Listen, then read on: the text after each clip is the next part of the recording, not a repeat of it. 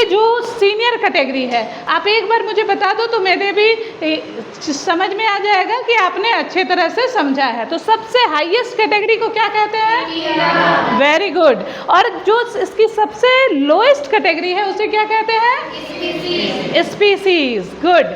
तो आज के क्लास में हम सीखेंगे कि कैटेगरीज आपने देख लिया है ना, अब हम देखेंगे कि उनका नॉमेनक्लेचर कैसे करते हैं, यानी कि उन जीवों को अगर एक वैज्ञानिक नाम देना हो तो उनका वैज्ञानिक नाम कैसे देंगे और उसके क्या क्या रूल्स हैं। उसके बाद कुछ एग्जाम्पल्स से हम यहाँ सीखेंगे भी, और आप लोगों को ध्यान से देखना है ताकि जब मैं एग्जाम्पल्स पूछूं तो आप सही सही जवाब दे पाओ, ठीक है। तो इसके 3 रूल हैं। आपको कितने रूल याद रखने हैं? 3 रूल हैं।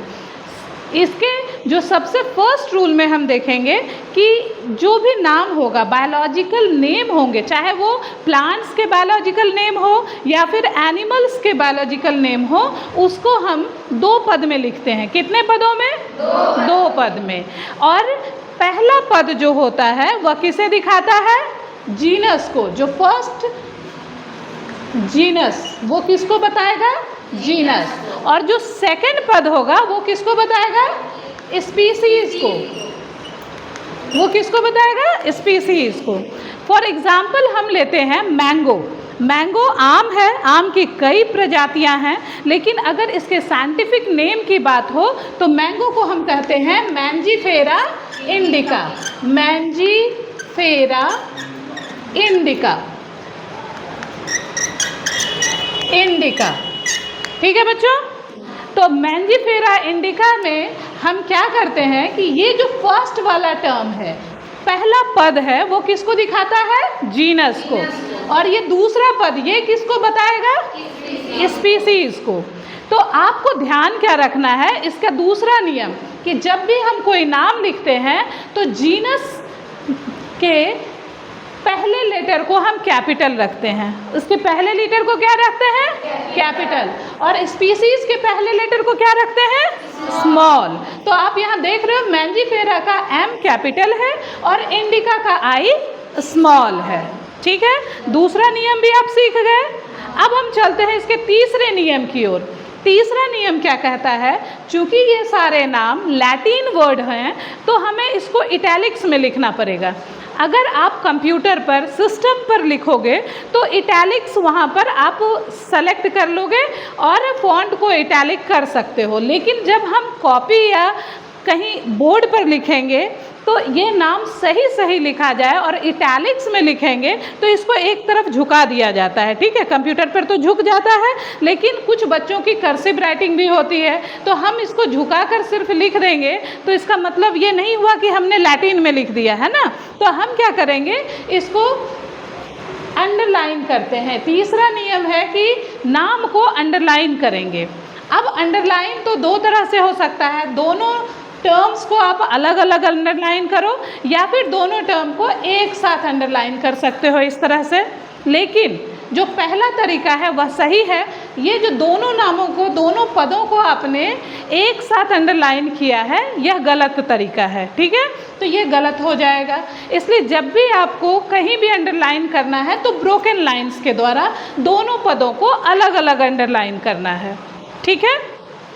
और इस तरह के नॉमेनक्लेचर को, नामकरण को ही हम बायनोमियल नॉमेनक्लेचर कहते हैं। बायनोमियल मतलब बाय मतलब 2, बाय मतलब 2।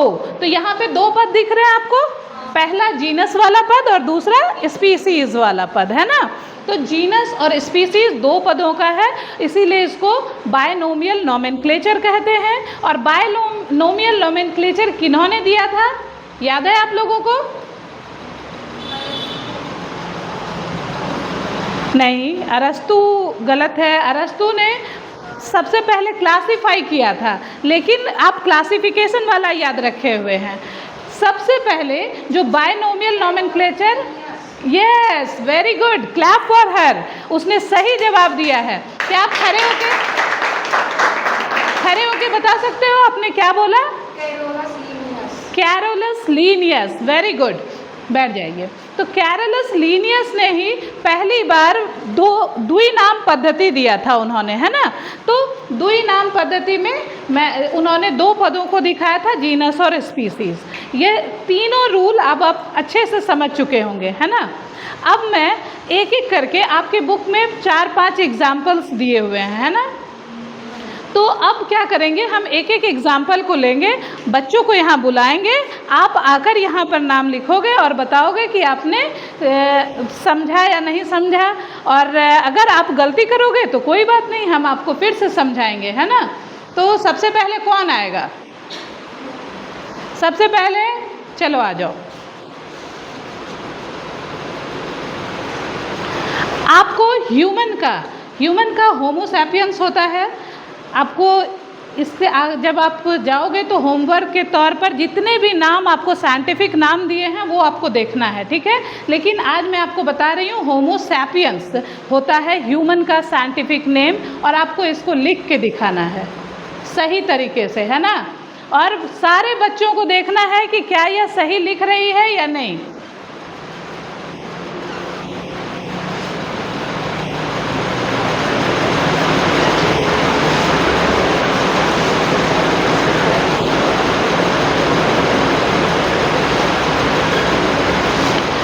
तो बताइए क्या इसने सही लिखा है? सारे रूल्स फॉलो कर रही है ये? वेरी गुड, तो क्लैप फॉर हर। इसने पहली बार में, वेरी गुड, अब आप अपने जगह पर जाइए। बहुत अच्छे, इसने पहली बार में ही इतने अच्छे से नाम को सीखा और सारे रूल को फॉलो किया। अब देखो, होमो का एच इसने कैपिटल रखा है, फिर सैपियंस का एस इसने स्मॉल लेटर से लिखा है। तो 2 पदों वाला नाम है ये, है ना। तो पहला, अब आप बताओ कि पहला पद किसको डिनोट कर रहा है? जीनस को, वेरी गुड। और दूसरा पद? Species, very good. और दोनों नामों को इसने अलग अलग लाइन से अंडरलाइन भी किया है।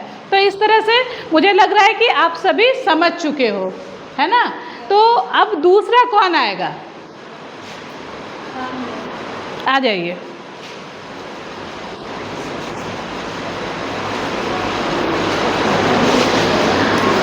आप किसका साइंटिफिक नेम लिखने जा रही हैं? मैंगो का, वेरी गुड। तो मैंगो का तो यहाँ लिखा हुआ है, फिर तो आप देख के आप कोई और दूसरा लिखना। अच्छा, मैं इसको मिटा देती हूँ, ठीक है। आप मैंगो का ही लिखो, मैं इसको मिटा देती हूँ, फिर से आप लिखिए, ठीक है ना। हाँ बिल्कुल लिखना है।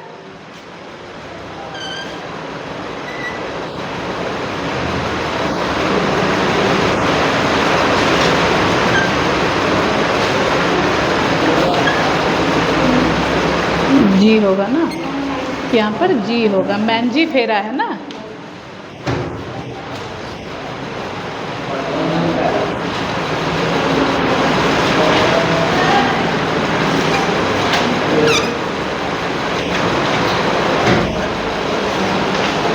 एक बार स्पेलिंग आप चेक कीजिए, आपने सही लिखा है कि नहीं।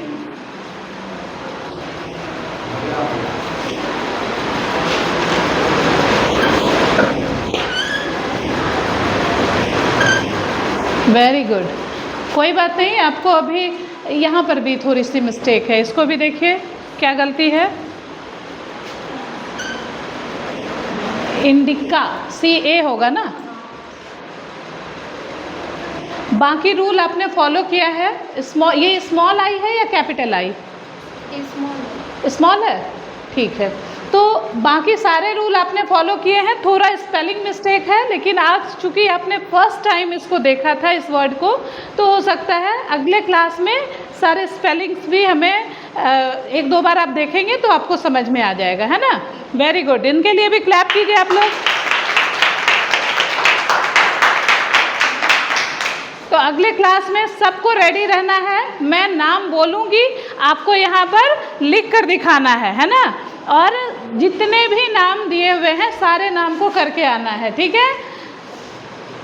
Thank you so much.